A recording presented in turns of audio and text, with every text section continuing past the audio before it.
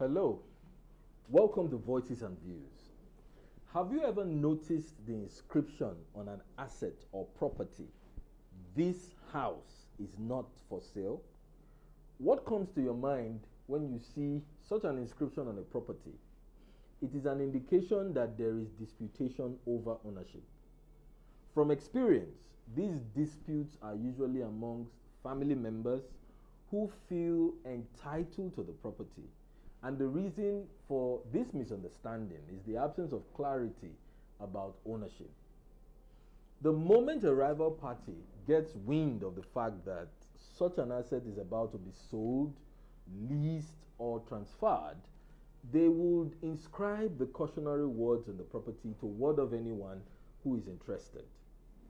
With these inscriptions, third parties who may want to purchase the property would naturally avoid such an asset for fear of getting into one form of litigation or the other because of the mistake of making a purchase without first investigating ownership.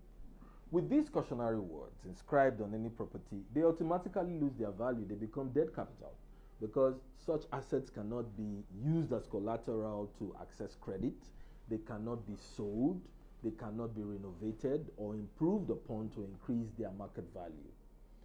And for the properties that are dilapidated on account of lack of use, they may constitute a security risk to the neighborhood, as hoodlums will find in them a safe haven to carry out all manner of criminal activities.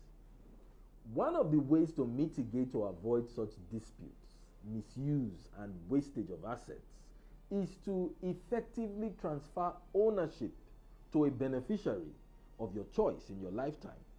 This can be done through a deed of gift. A deed of gift is a legal document that formalizes the transfer of ownership of an asset or property to a named beneficiary. Apart from the fact that a deed of gift formalizes the ownership of an asset, it protects both parties, that is the donor, the original owner of the property, and the donee, the beneficiary or recipient of the property. It ensures that the recipient is accepting the gift willingly and without obligation or condition attached to it.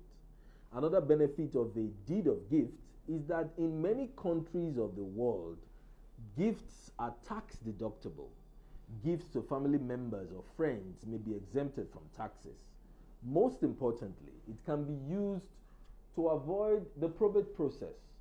Once property has been transferred to a named beneficiary, the property or asset does not need to go through probate. This can save a lot of time and money for the parties. For gifts, the beneficiary is not obligated to pay for the asset. The consideration for the transfer of the asset is based on love and affection. Unlike wills, there are no restrictions whatsoever imposed on the donor in determining who he chooses to gift the property to. He may choose to gift his property to any of his children, irrespective of gender, and he doesn't have to satisfy any customary practice in doing so. For a gift to meet the legal requirements, the following conditions must be satisfied. Number one, the asset as well as the beneficiary must be identifiable.